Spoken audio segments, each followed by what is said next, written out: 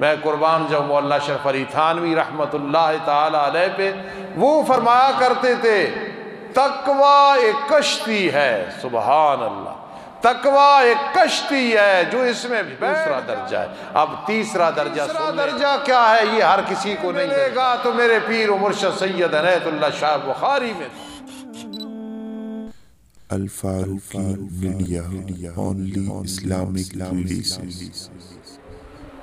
الحمدللہ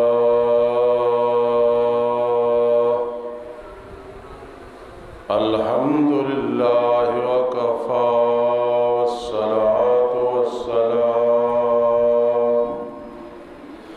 والصلاة والسلام على من لا نبي بعده وعلى آله وأصحابه وأزواجه وآل بيته وأحبائه،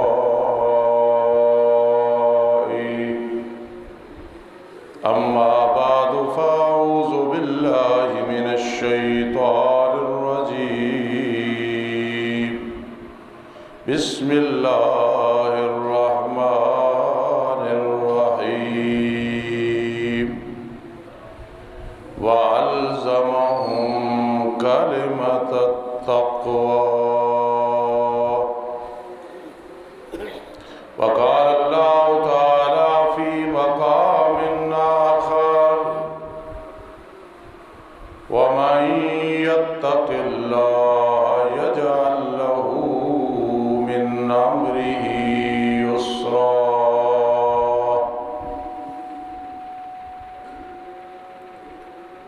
سبحان ربك رب العزة عما يصفون، وسلام على المرسلين، والحمد لله رب العالمين۔ اللهم صل على سيدنا محمد وعلى آل سيدنا محمد، أفضل صلواتك بعدد معلوماتك، وبارك وسلم۔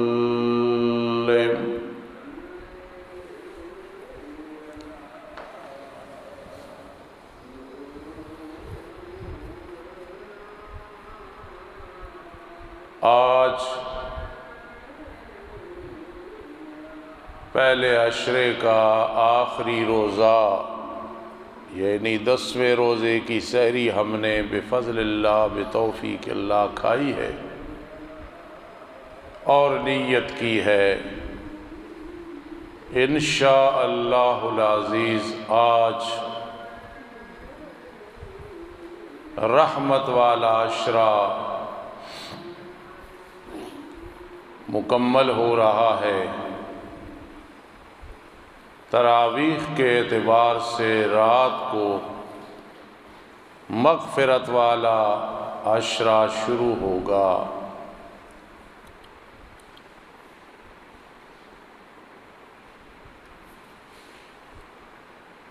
انسان قبولیت کی دعائیں کرتا رہے، بار بار ربنا تقبل منا یہ کہتا رہے، تو رب کائنات اس انسان کے عمل کو قبول فرما لیتے ہیں، بشرطے کہ کسی قسم کا شرک، بدعت اور کفر نہ ہو۔ ابراہیم خلیل اللہ نے کتنا بڑا کام کیا، اسماعیل ذبیح اللہ نے کتنا بڑا کام کیا علیہ السلام نے، لیکن آخر میں دعا کی ربنا تقبل منا، اے اللہ ہماری طرف سے یہ بیت اللہ کی تعمیر کو قبول فرما لے۔ اس لیے چھوٹا کام ہو، بڑا کام ہو، جس موسم میں ہو، جس جگہ ہو، قبولیت کی دعائیں آدمی کرتا رہے، اللہ قبول فرما لے تو اللہ راضی ہوتے ہیں۔ دوسرا، قابل ہونا شرط نہیں، اللہ کے دربار میں قبولیت شرط ہے کہ اللہ قبول و منظور فرما لے۔ اسی لیے خدا نخواستہ کسی کے پاس سود کا مال ہے، کہیں سے ملا ہے، حاصل ہو گیا ہے، بجائے جلانے کے ایسے لوگوں کو جو بالکل فاقہ والے ہیں، غریب ہیں، انہیں دے دینا بغیر قبولیت کی نیت کے، یعنی ثواب کی نیت نہیں۔ یا کوئی گٹر بن رہا ہے مسجد وغیرہ کا تو اس میں وہ پیسے ڈال دینا، لیکن ثواب کی نیت سے نہیں، بجائے اس کے کہ جلایا جائے، پھینکا جائے۔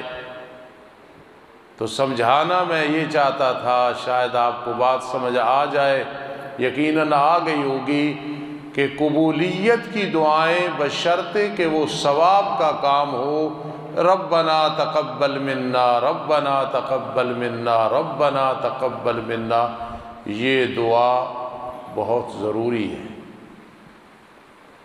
تو آج رحمت والا عشرہ الوداع ہو جائے گا، نہ جانے پھر نصیب ہوگا یا کہ نہیں، خاص کر ہر فرض نماز کے بعد، اور پھر خاص کر افطاری کے وقت آج بہت زیادہ زور دینا ہے، ربنا تقبل منا۔ اللہ رحمت والا عشرہ الوداع ہو رہا ہے، ہمیں رحمت کا مستحق بنا دے۔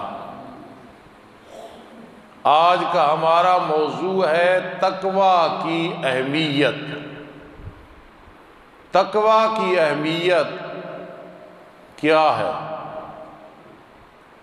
کئی ایسی جماعتیں ہیں، کئی ایسے گروہ ہیں جو زور دیتے ہیں ان الذین آمنوا وعملوا الصالحات پہ، بہت اچھا کرتے ہیں، عقیدہ صحیح ہو، نیک اعمال ہو، لیکن میری جماعت اشاعت التوحید والسنہ جو حقیقی اہل سنت والجماعت ہے، ما انا علیہ و اصحابی ہے،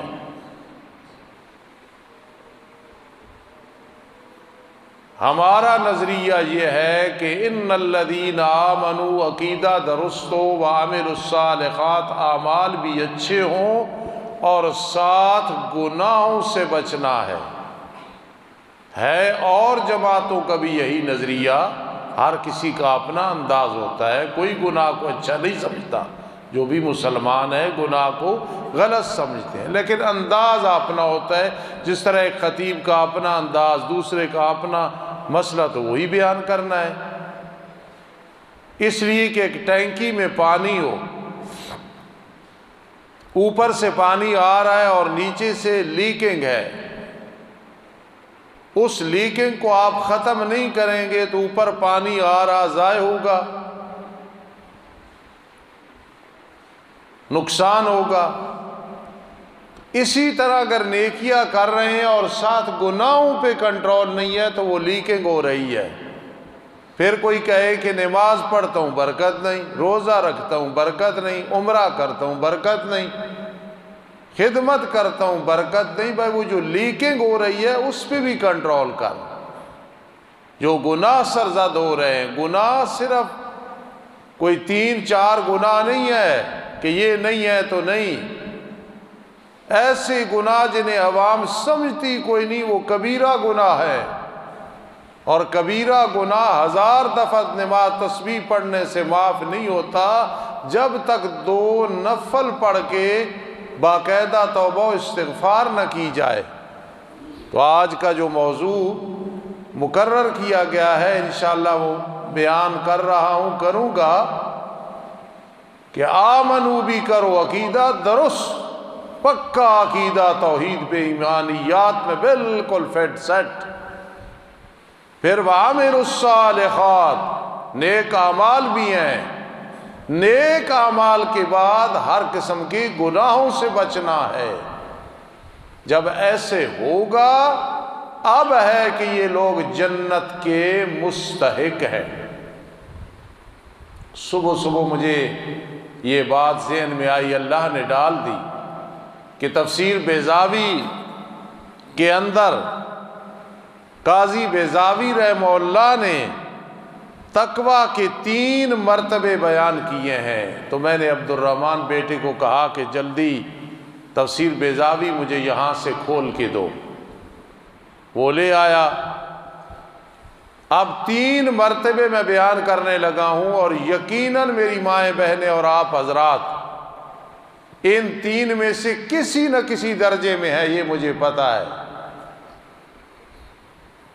میں جانتا ہوں آپ کو، آپ کے حالات کو اکٹھے رہتے ہیں، 3 میں سے کسی نہ کسی درجے میں ہم ہیں، لیکن کئی خوش نصیب مائیں بہنیں آپ حضرات تینوں مرتبہ پہ فائز ہوں گے۔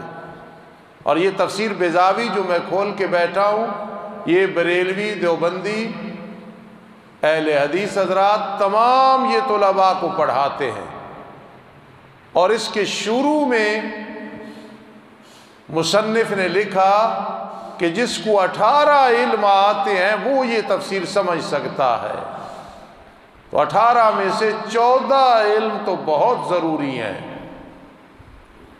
اگر وہ نہیں پڑھے ہوئے پھر استاذ قابل ہو تو سمجھا لے گا، ورنہ ہر آدمی کا کام نہیں ہے۔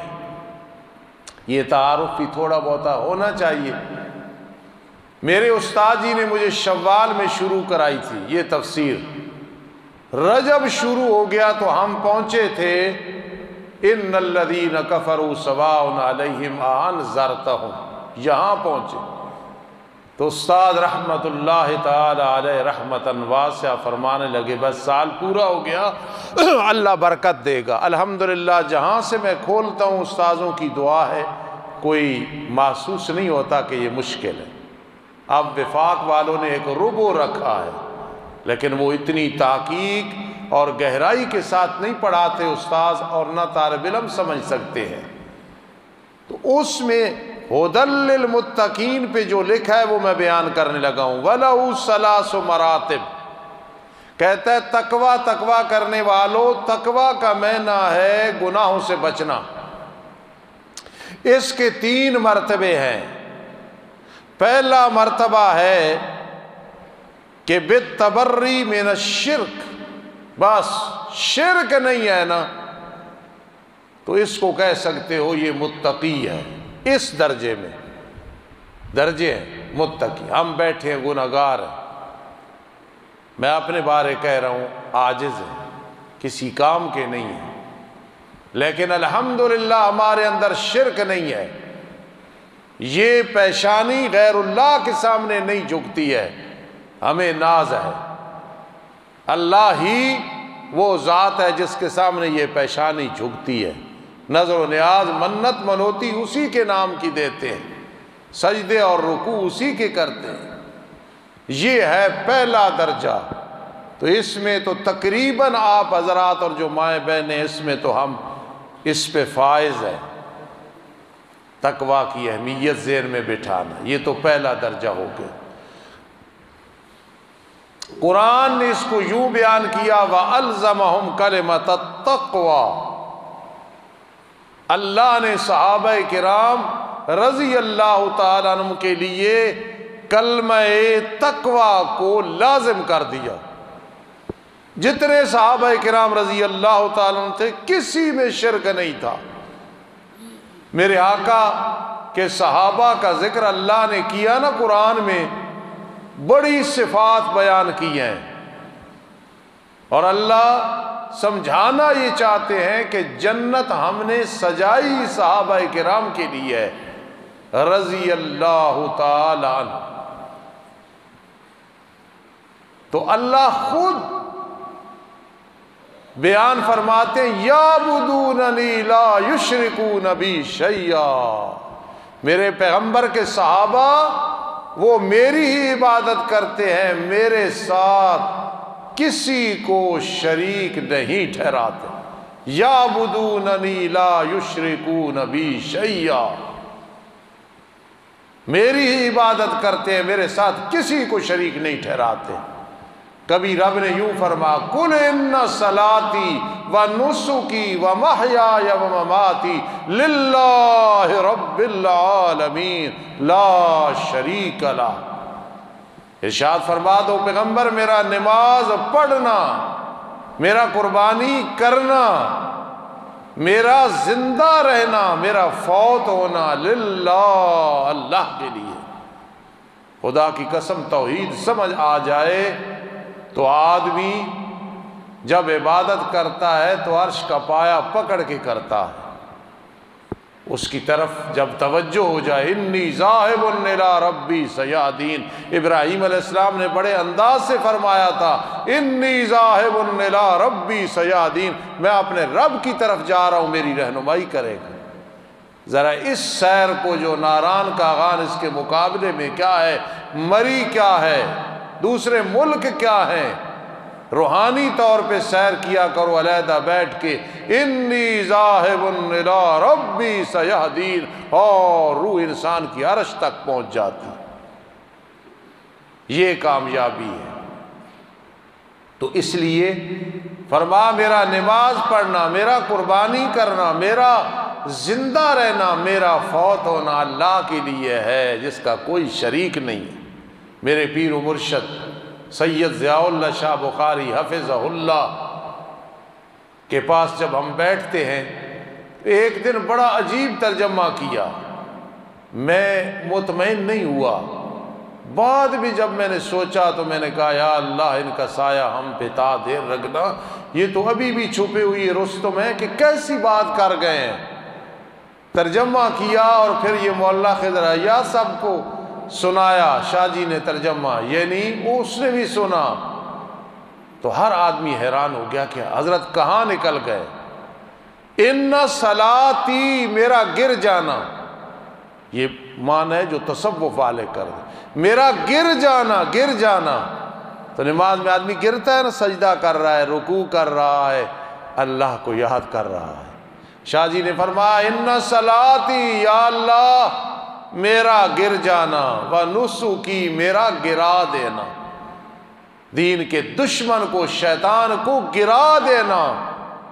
جب اللہ راضی ہوتا ہے تو پھر دشمن مقابلے میں کوئی ہو، امریکہ ہو، ایران ہو، اپنے ہو بیگانے ہو، اسمبلی ہو غیر اسمبلی ہو، جب اللہ گرفت کرتے ہیں تو پھر گرا دیتے ہیں۔ تو اب یہ تصوف کا معنی ہے، ان صلاتی، یہ ہر آدمی نہیں سمجھ سکے گا نہ سمجھا سکے گا۔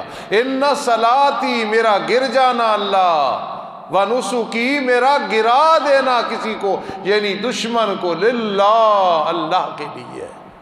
میں تھوڑا سا دور نکل گیا، اب سمجھنا کہ تقوی کا پہلا درجہ ہے توحید، یعنی شرک نہیں کرنا۔ یہ آپ کو بھی اور مجھے بھی الحمدللہ نصیب ہے۔ دوسرا کیا ہے، التجنب عن کل ما یوسم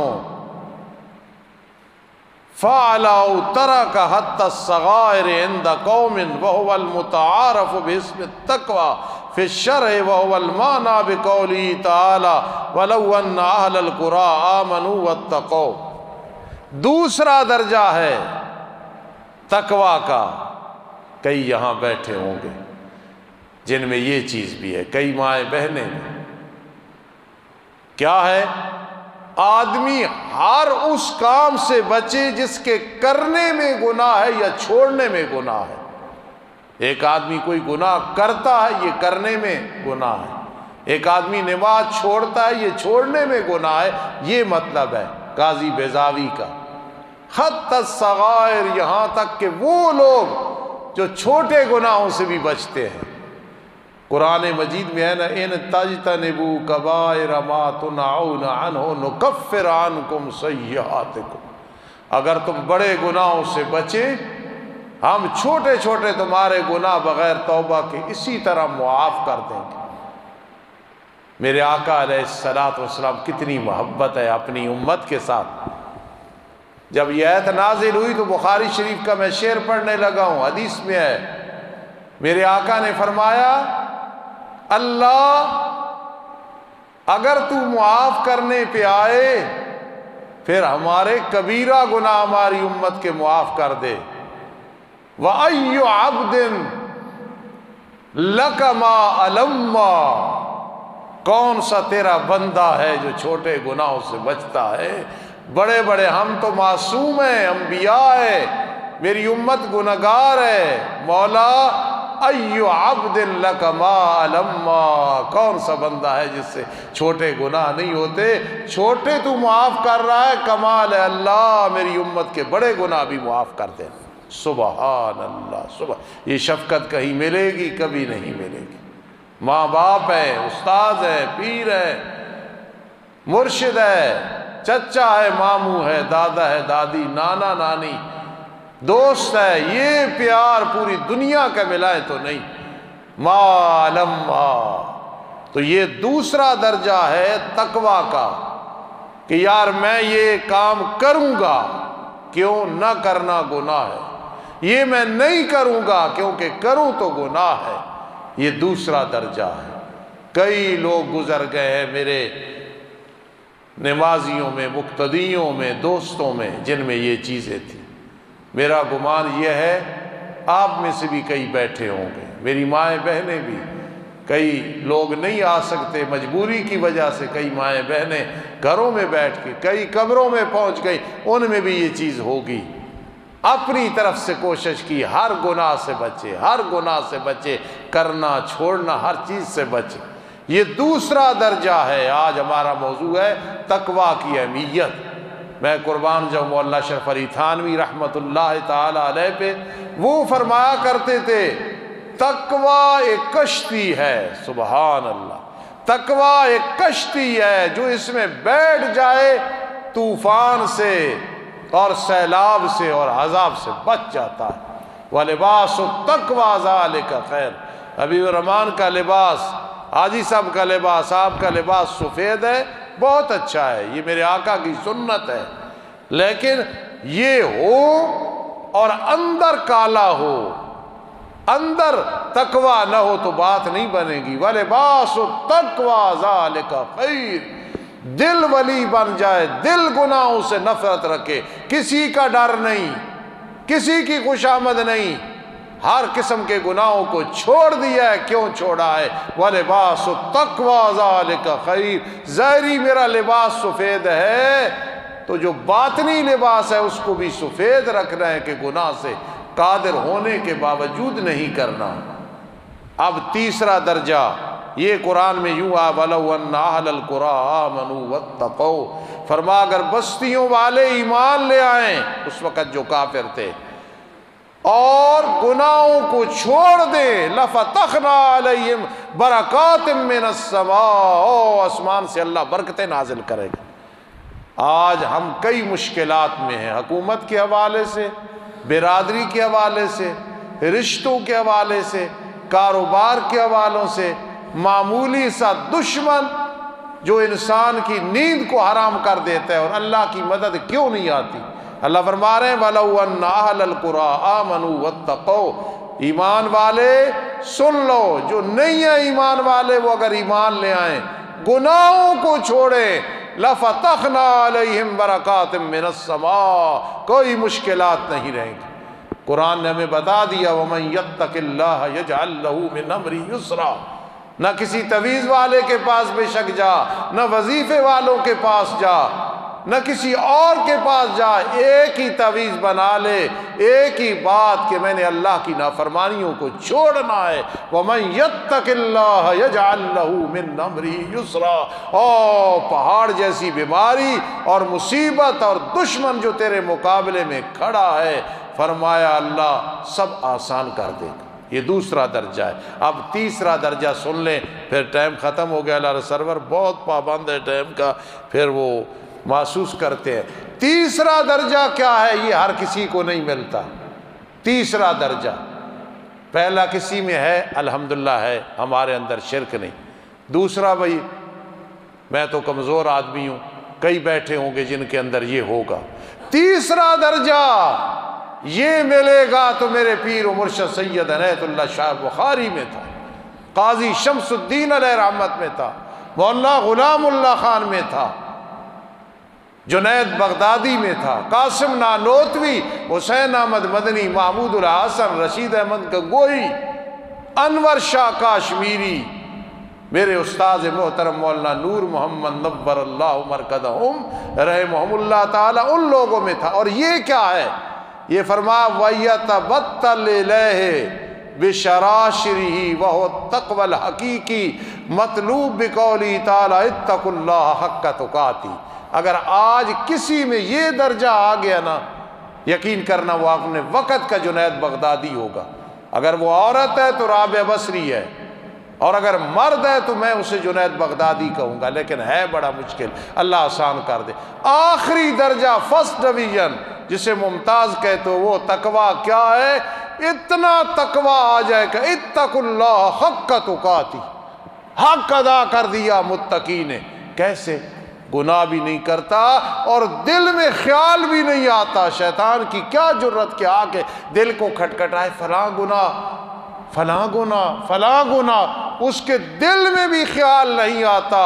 اتقوا اللہ حق تقاتہ، یہ وہ ہے جب سو رہا ہوتا ہے تو رحمتیں برستی ہے، جب موت آتی ہے تو رحمتیں برستی ہیں، روح نکلنے لگتا ہے تو احباب رو رہے ہیں، اور فرشتے کہتے ہیں یا ایتھا النفس المطمئنہ ارجعی الی ربک، آجا ہمارے پاس راضیۃ مرضیہ، ہم تجھ پہ راضی، تو آپ پہ راضی، فادخلی فی عبادی وادخلی جنتی۔ یہ جنت کا چودھری اور ملک ہوتا ہے۔ تو آج موضوع تھا تقویٰ کی اہمیت، جو میں نے اپنی طاقت کمزور کے مطابق بیان کر دیا۔ اللہ سمجھ کی توفیق نصیب فرمائے۔